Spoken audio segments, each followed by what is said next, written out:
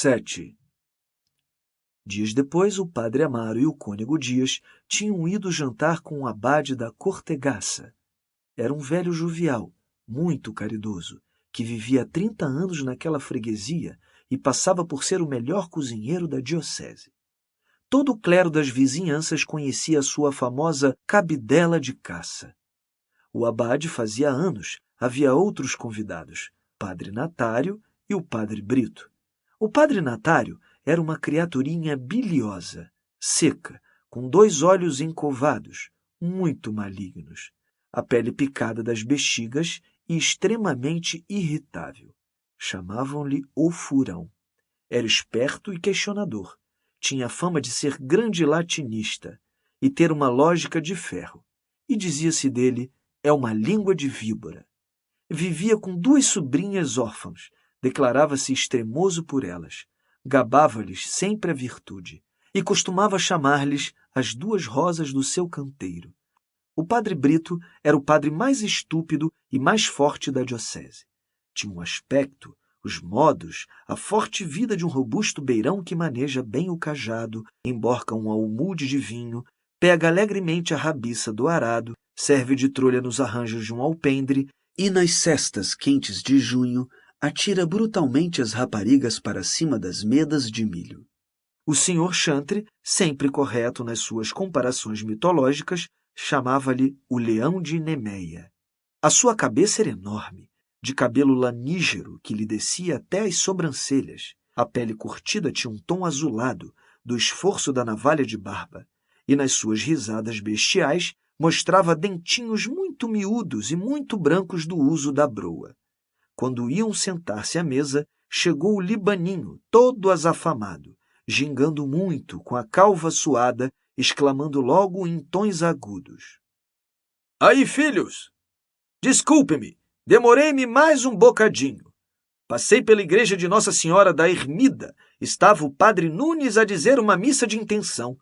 Aí, filhos, papeia logo. Venho mesmo consoladinho. A Gertrudes, a velha e possante ama do abade, entrou então com a vasta terrina do caldo de galinha, e o libaninho, saltitando em redor dela, começou os seus gracejos. — Aí, Gertrudinhas, quem tu fazias feliz, bem eu sei. A velha aldeã ria, com seu espesso riso bondoso, que lhe sacudia a massa do seio. — Olha que arranjo me aparece agora pela tarde.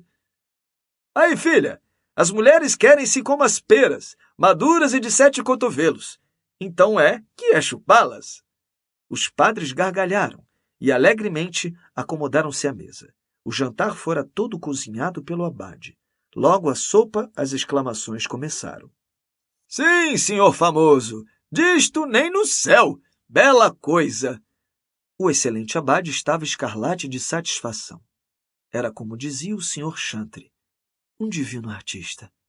Lera todos os cozinheiros completos, sabia inúmeras receitas, era inventivo e, como ele afirmava, dando marteladinhas no crânio. Tinha-lhe saído muito petisco daquela cachimônia. Vivia tão absorvido pela sua arte que lhe acontecia nos sermões de domingo dar aos fiéis ajoelhados para receberem a palavra de Deus, conselhos sobre o bacalhau guisado ou sobre os condimentos do sarrabulho. E ali vivia feliz, com a sua velha Gertrudes, de muito bom paladar também, com seu quintal de ricos legumes, sentindo uma só ambição na vida, ter um dia a jantar o bispo. — Oh, senhor pároco! — dizia ele a Amaro. — Por quem é? Mais um bocadinho de cabidela, faça favor. Essas codeazinhas de pão ensopadas no molho. Isso! Que tal, hein? E com aspecto modesto, não é lá por dizer, mas a cabidela hoje saiu-me boa. Estava com efeito, como disse o cônego Dias, de tentar Santo Antão no deserto. Todos tinham tirado as capas e só com as batinas, as voltas alargadas, comiam devagar, falando pouco. Como no dia seguinte era a festa da Senhora da Alegria, os sinos na capela ao lado repicavam, e o bom sol do meio-dia dava tons muito alegres à louça, as bojudas canecas azuis com vinho da bairrada, aos pires de pimentões escarlates, às frescas malgas de azeitonas pretas, enquanto o bom abade, de olho arregalado, mordendo o beiço, ia cortando com cuidado nacos brancos do peito do capão recheado. As janelas abriam para o quintal. Viam-se 2 largos pés de camélias vermelhas crescendo junto ao peitoril. E, para além das copas das macieiras, um pedaço muito vivo de céu azul ferrete. Uma nora chiava ao longe, lavadeiras batiam a roupa. Sobre a cômoda, entre enfolhos na sua peanha, um Cristo perfilava tristemente contra a parede o seu corpo amarelo, coberto de chagas escarlates. E aos lados, simpáticos santos sob redomas de vidro, lembravam legendas mais doces de religião amável. O bom gigante São Cristóvão atravessando o rio com o divino pequerrucho que sorri e faz saltar o mundo sobre a sua mãozinha como uma pela. O doce pastor São Joãozinho, coberto com uma pele de ovelha e guardando seus rebanhos não com um cajado, mas com uma cruz. O bom porteiro São Pedro, tendo na sua mão de barro as 2 santas chaves que servem nas fechaduras do céu. Nas paredes em litografias de coloridos cruéis, o patriarca São José apoiava-se o seu cajado onde florescem lírios brancos. O cavalo empinado do bravo São Jorge pisava o ventre de um dragão surpreendido, e o bom Santo Antônio, à beira de um regato, sorria falando a um tubarão. O tlim-tlim dos copos, o ruído das facas, animava a velha sala, de teto de carvalho defumado, de uma alegria desusada. E Libaninho devorava dizendo pilhérias. Gertrudinhas, flor do caniço, passa-me as bages. Não me olhes assim, magana, que me fazes resolver os intestinos. O diabo é o homem, dizia a velha. Olha para o que lhe deu. Fala-se-me aqui há 30 anos, seu perdido. Ai, filha, exclamava revirando os olhos. Nem me digas isso, que sinto coisas pela espinha acima. Os padres engasgavam-se de riso. Já 2 canecas de vinho estavam vazias, e o padre Brito desabotoara a batina, deixando ver a sua grossa camisola de lã da Covilhã, onde a marca da fábrica, feita de linha azul, era uma cruz sobre o coração. Um pobre então viera à porta rosnar lamentosamente Padre Nossos, e enquanto Gertrudes lhe metia no alforge metade de uma broa, os padres falaram dos bandos de mendigos que agora percorriam as freguesias. Muita pobreza por aqui, muita pobreza, dizia o bom abade. Dias, mas este bocadinho da asa. Muita pobreza, mas muita preguiça, considerou duramente o padre Natário. Em muitas fazendas, sabia ele que havia falta de jornaleiros, e viam-se marmanjos, rijos como pinheiros, a choramingar Padre Nossos pelas portas. Súcia de mariolas, resumiu. Deixe lá, Padre Natário, deixe lá, disse o abade. Olhe que há pobreza deveras. Por aqui há famílias, homem, mulher e 5 filhos, que dormem no chão como porcos e não comem senão ervas. Então que diabo querias tu que eles comessem? Exclamou o cônego Dias, lambendo os dedos depois de ter esburgado a asa do capão. Querias que comessem peru? Cada um como quem é. O bom abade puxou, repoltreando-se, o guardanapo para o estômago e disse com afeto: A pobreza agrada a Deus Nosso Senhor. Ei, filhos! Acudiu o Libaninho num tom choroso. Se houvesse só pobrezinhos, isto era o reininho dos céus. O padre Amaro considerou com gravidade. É bom que haja quem tenha cabedais para legados pios, edificações de capelas. A propriedade devia estar na mão da igreja, interrompeu Natário com autoridade. O cônego Dias arrotou com estrondo e acrescentou. Para o esplendor do culto e propagação da fé. Mas a grande causa da miséria, dizia Natário com uma voz pedante, era a grande imoralidade. Lá isso não falemos, exclamou o abade com desgosto. Neste momento há só aqui na freguesia mais de 12 raparigas solteiras grávidas. Pois, senhores, se as chamo, se as repreendo, põem-se a fungar de riso. Lá nos meus sítios, disse o padre Brito, quando foi pela apanha da azeitona, como a falta de braços, vieram as maltas trabalhar. Pois agora o verás. Que desaforo! Contou a história das maltas, trabalhadores errantes, homens e mulheres, que andam oferecendo os braços pelas fazendas, vivem na promiscuidade e morrem na miséria. Era necessário andar sempre de cajado em cima deles. Aí, disse o libaninho para os lados, apertando as mãos na cabeça. Aí o pecado é que vai pelo mundo. Até se me estão a eriçar os cabelos. Mas a freguesia de Santa Catarina era pior. As mulheres casadas tinham perdido todo o escrúpulo. Piores que cabras, dizia o padre Natário, alargando a fivela do colete. E o padre Brito falou de um caso na freguesia de Amor. Raparigas de 16 e 18 anos que costumavam reunir-se num palheiro, o palheiro do Silvério, e passavam lá à noite com um bando de marmanjos. Então o padre Natário, que já tinha os olhos luzidios, a língua solta, disse, repoltreando-se na cadeira e espaçando as palavras. Eu não sei o que se passa lá na tua freguesia, Brito, mas se há alguma coisa, o exemplo vem de alto. A mim tem me dito que tu e a mulher do regedor... É mentira, exclamou o Brito, fazendo-se todo escarlate.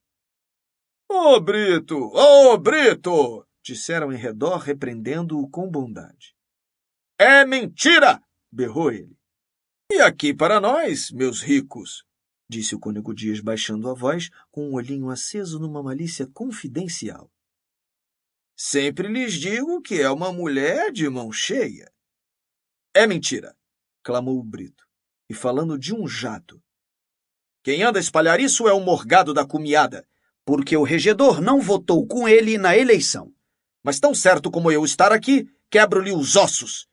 Tinha os olhos injetados, brandia o punho. Quebro-lhe os ossos. O caso não é para tanto, homem, considerou Natário. Quebro-lhe os ossos. Não lhe deixo um inteiro. Aí, sossega, leãozinho, disse o libaninho com ternura. Não te percas, filhinho. Mas recordando a influência do morgado da cumiada, que era então oposição e que levava 200 votos a uma, os padres falaram de eleições e dos seus episódios. Todos ali, a não ser o padre Amaro, sabiam, como disse Natário, cozinhar um deputadozinho. Vieram anedotas, cada um celebrou as suas façanhas. O padre Natário, na última eleição, tinha arranjado 80 votos. Cáspite, disseram. Imaginem vocês como? Com um milagre. Com um milagre? Repetiram espantados. Sim, senhores. Tinham-se entendido com um missionário e, na véspera da eleição, receberam-se na freguesia cartas vindas do céu e assinadas pela Virgem Maria, pedindo com promessas de salvação e ameaças do inferno, votos para o candidato do governo. De chupeta, hein? De mão cheia, disseram todos. Só Amaro parecia surpreendido. Homem, disse o abade com ingenuidade. Disso é que eu cá precisava. Eu então tenho de andar aí a estafar-me de porta em porta. E sorrindo bondosamente. Com que se faz ainda alguma coisita é com o relaxe da côngrua. E com a confissão, disse o padre Natário. A coisa então vai pelas mulheres, mas vai segura. Da confissão tira-se grande partido. O padre Amaro, que estivera calado, disse gravemente. Mas, enfim, a confissão é um ato muito sério. E servir, assim, para as eleições? O padre Natário, que tinha 2 rosetas escarlates na face e gestos excitados, soltou uma palavra imprudente. Pois o senhor toma a confissão a sério? Houve uma grande surpresa. Se toma a confissão a sério? Gritou o padre Amaro, recuando a cadeira com os olhos arregalados. Ora essa! Exclamaram. Ó Natário! Ó menino! O padre Natário, exaltado, queria explicar, atenuar. Escutem, criaturas de Deus, eu não quero dizer que a confissão seja uma brincadeira. Irra, eu não sou pedreiro livre. O que eu quero dizer é que um meio de persuasão, de saber o que se passa, de dirigir o rebanho para aqui ou para ali, e quando é para o serviço de Deus, é uma arma. Aí está o que é. A absolvição é uma arma. Uma arma! Exclamaram. O abade protestava, dizendo: "Ô, Natário, ô, filho, isso não!" O libaninho tinha se benzido e dizia: "Tinha já um tal terror que até lhe tremiam as pernas." Natário irritou-se. "Então talvez me queiram dizer," gritou, "que qualquer de nós, pelo fato de ser padre, porque o bispo lhe impôs 3 vezes as mãos e porque lhe disse o acipe, tem missão direta de Deus. É Deus mesmo para absolver?" "De certo!" exclamaram. "De certo!" E o cônego Dias disse, meneando uma garfada de bages: "Quorum remiseris peccata remittuntur eis." É a fórmula. A fórmula é tudo, menino. A confissão é a essência mesma do sacerdócio, soltou o padre Amaro com gestos escolares, fulminando o Natário. "Leia Santo Inácio! Leia São Tomás!" "Anda-me com ele!" gritava o libaninho, pulando na cadeira, apoiando Amaro. "Anda-me com ele, amigo pároco! Salta-me no cachaço do ímpio!" "Ô, senhores!" berrou Natário furioso com a contradição. "O que eu quero é que me respondam a isto." E voltando-se para Amaro: "O senhor, por exemplo, que acaba de almoçar, que comeu seu pão torrado, tomou seu café, fumou seu cigarro e que depois se vai sentar no confessionário, às vezes preocupado com negócios de família, ou com faltas de dinheiro, ou com dores de cabeça, ou com dores de barriga, imagine o senhor que está ali como um Deus para absolver." O argumento surpreendeu. O cônego Dias, pousando o talher, ergueu os braços e, com uma solenidade cômica, exclamou: "Hereticus est!" É herege. "Hereticus est!" Também eu digo, rosnou o padre Amaro. Mas a Gertrudes entrava com a larga travessa do arroz doce. "Não falemos nessas coisas, não falemos nessas coisas!" disse logo prudentemente o abade. "Vamos ao arrozinho. Gertrudes, dá cá a garrafinha do Porto." Natário, debruçado sobre a mesa, ainda arremessava argumentos a Amaro. "Absolver é exercer a graça. A graça só é atributo de Deus. Em nenhum autor encontro que a graça seja transmissível.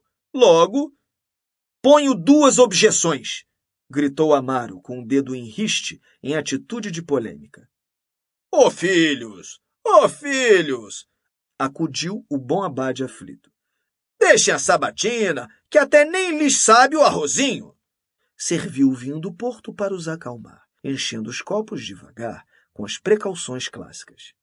1815, dizia, "disto não se bebe todos os dias." Para os saborear, depois de o fazer reluzir à luz na transparência dos copos, repoltreavam-se nas velhas cadeiras de couro, começaram as saúdes. A primeira foi ao abade, que murmurava: Muita honra, muita honra!" Tinha os olhos chorosos de satisfação. "A sua santidade Pio IX!" gritou então o libaninho brandindo o cálice. "Ao mártir!" Todos beberam comovidos. Libaninho entoou em voz de falsete o hino de Pio IX. O abade prudente fê-lo calar por causa do hortelão que no quintal aparava o bucho. A sobremesa foi longa, muito saboreada. Natário tornara-se terno, falava das suas sobrinhas, as suas 2 rosas, e citava Virgílio, molhando as castanhas em vinho. Amaro, todo deitado para trás na cadeira, as mãos nos bolsos, olhava maquinalmente as árvores do jardim, pensando vagamente em Amélia, nas suas formas. Suspirou mesmo com um desejo dela, enquanto o padre Brito, rubro, queria convencer os republicanos a marmeleiro. "Viva o marmeleiro do padre Brito!" gritou entusiasmado o libaninho. Mas Natário começara a discutir com o cônego história eclesiástica, e, muito questionador, Voltou aos seus argumentos vagos sobre a doutrina da graça. Afirmava que um assassino, um parricida, poderia ser canonizado se tivesse revelado o estado de graça. Divagava com frases de escola, em que se lhe pegava a língua. Citou santos que tinham sido escandalosos, outros que pela sua profissão deviam ter conhecido, praticado, amado o vício.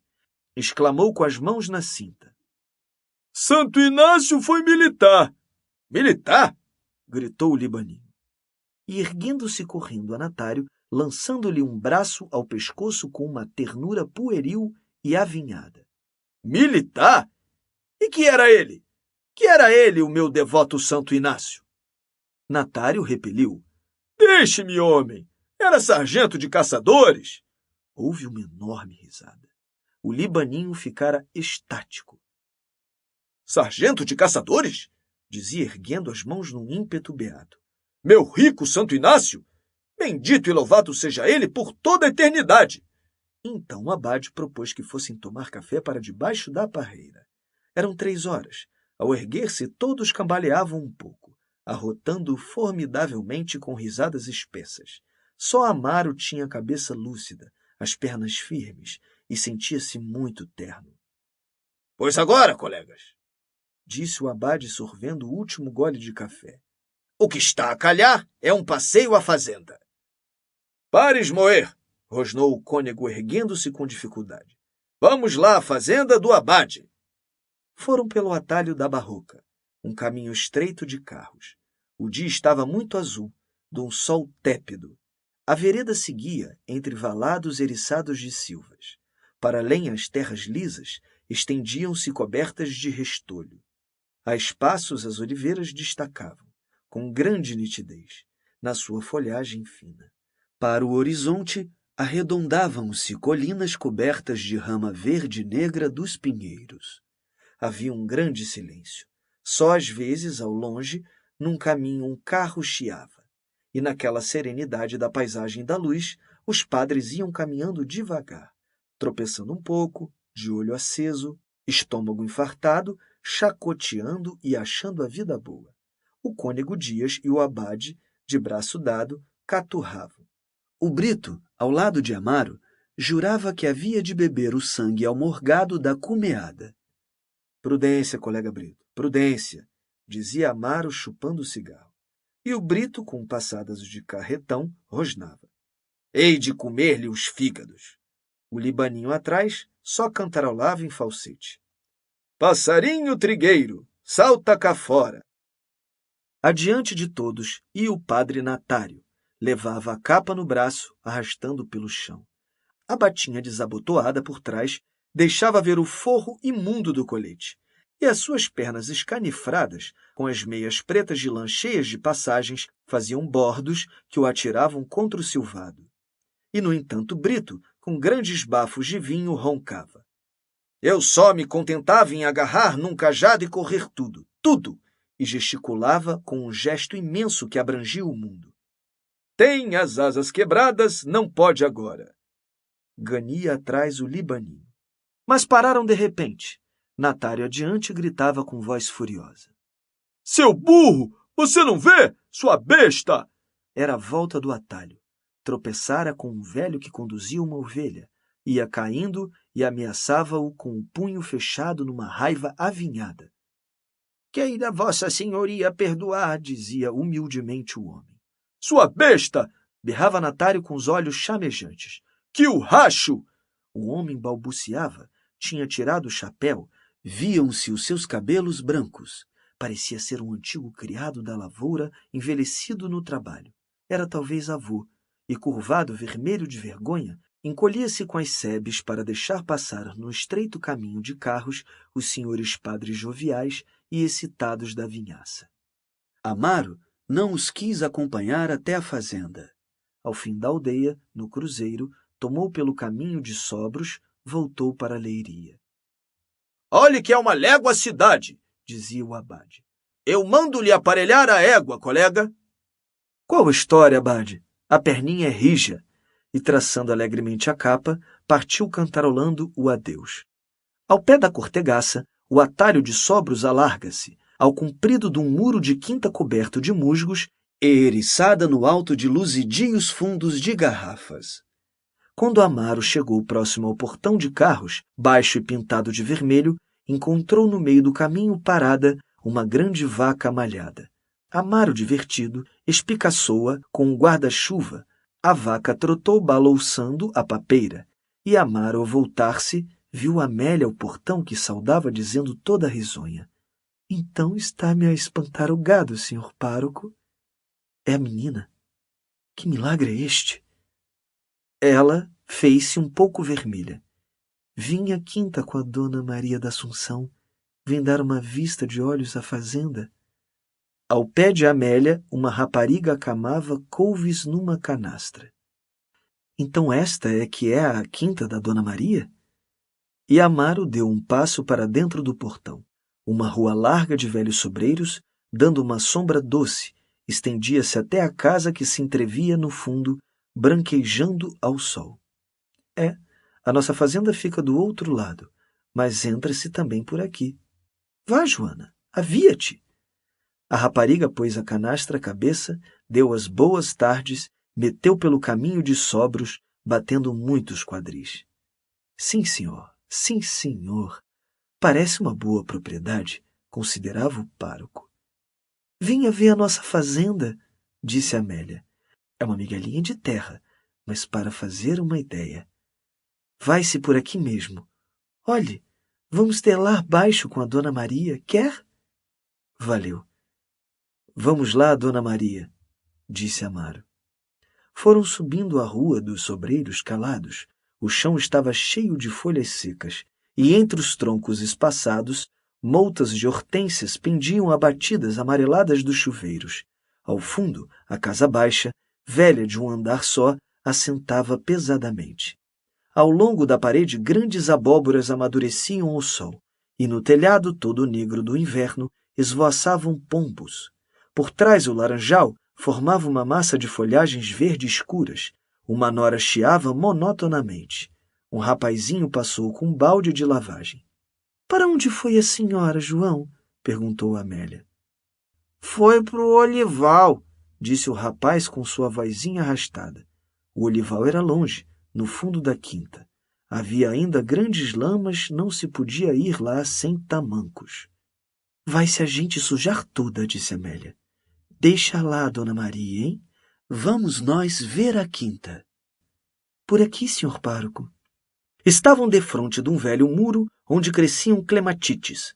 Amélia abriu uma porta verde, e por 3 degraus de pedra desconjuntados desceram uma rua toldada por uma larga parreira. Junto do muro cresciam rosas de todo o ano. Do outro lado, por entre os pilares de pedra que sustentavam a latada e os pés torcidos das cepas, via-se batido de luz, com tons amarelados, um grande campo de erva. Os tetos baixos do curral coberto de colmo destacavam ao longe em escuro, e desse lado um fumozinho leve e branco perdia-se no ar muito azul.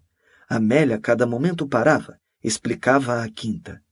"Ali ia semear-se cevada. Além havia de ver o cebolinho, estava muito bonito. Ah, a dona Maria da Assunção traz isso muito bem tratado." Amaro ouvia-a falar com a cabeça baixa, olhando-a de lado, a sua voz naquele silêncio dos campos. Parecia-lhe mais rica, mais doce. O grande ar dava-lhe uma cor mais picante às faces. O seu olhar rebrilhava. Para saltar umas lamas, tinha apanhado o vestido, e a brancura da meia, que ele entreviu, perturbou-o como um começo da sua nudez. Ao fundo da parreira atravessaram um campo ao comprido de um regueiro. Amélia riu muito do pároco, que tinha medo dos sapos. Ele então exagerou os seus sustos. "Oh, menina Amélia, haveria víboras?" Ele roçava-se por ela, afastando-se das ervas altas. "Vê aquele valado? Pois para o lado de lá é a nossa fazenda. Entra-se pela cancela, vê? Mas veja lá se está cansado. Que o senhor parece-me que não é grande caminhador." "Ai, um sapo!" Amaro deu um pulinho, tocou-lhe o ombro, ela empurrou-o docemente e com um riso cálido. Seu medroso! Estava toda contente, toda viva. Falava na sua fazenda com uma vaidadezinha, satisfeita de entender da lavoura, de ser proprietária. A cancela está fechada, parece, disse Amaro. Está, fez ela. Apanhou as saias, deu uma carreirinha. Estava fechada. Que pena! E abalava impaciente as grades estreitas, entre as duas fortes ombreiras de madeira encravadas na espessura do silvado. Foi o caseiro que levou a chave. Agachou-se, gritou para o lado do campo, arrastando muito tempo a voz. Antônio! Antônio! Ninguém respondeu. Anda lá para o fundo da quinta, disse ela. Que seca! Se o senhor pároco quisesse, aqui adiante pode-se passar. Há uma abertura no valado. Chamam-lhe o salto da cabra. Pode a gente saltar para o outro lado.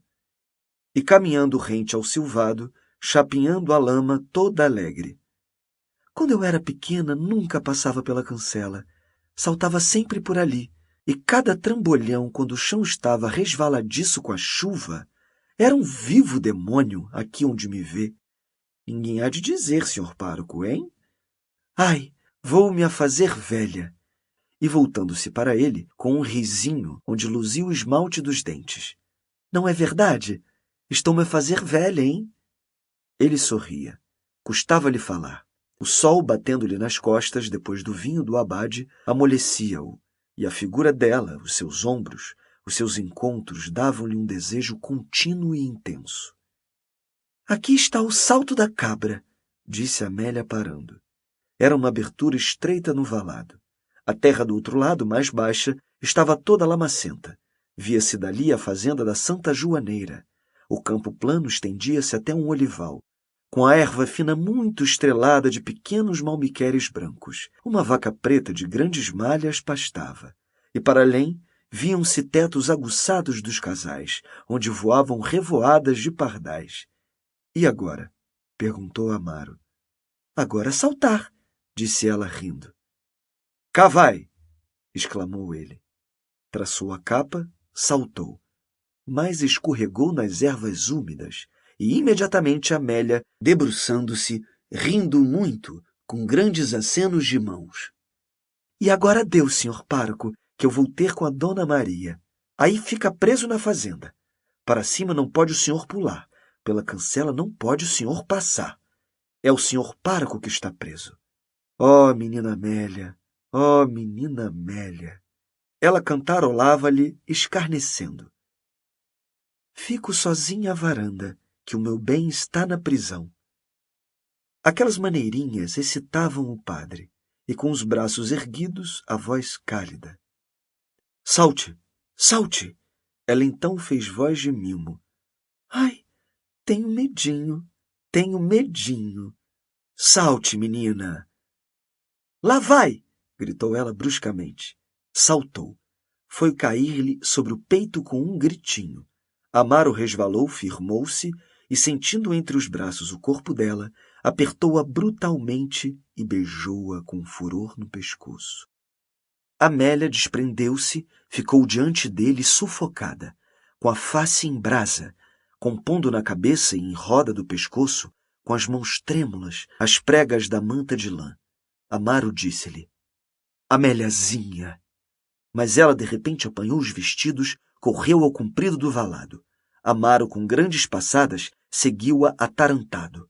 Quando chegou à cancela, Amélia falava ao caseiro, que aparecia com a chave. Atravessaram o campo junto ao regueiro, depois a rua coberta com a parreira. Amélia adiante palrava com o caseiro. E atrás Amaro, de cabeça baixa, seguia muito murcho. Ao pé da casa, Amélia parou, fazendo-se vermelha, compondo sempre a manta em redor do pescoço. — Oh, Antônio, disse, ensine o portão ao senhor pároco. Muito boas tardes, senhor pároco. E, através das terras úmidas, correu para o fundo da quinta, para os lados do olival. A senhora Dona Maria da Assunção ainda estava lá, sentada numa pedra, tagarelando com o tio Patrício.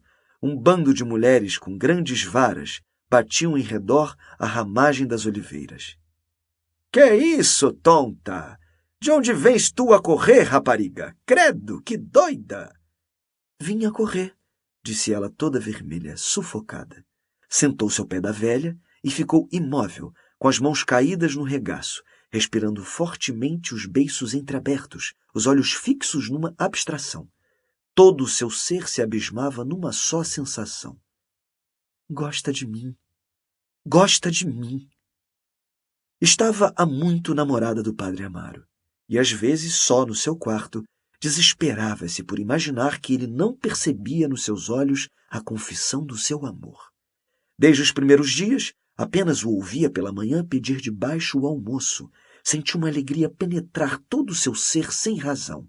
Punha-se a cantarolar com uma volubilidade de pássaro. Depois viu-o um pouco triste. Por quê?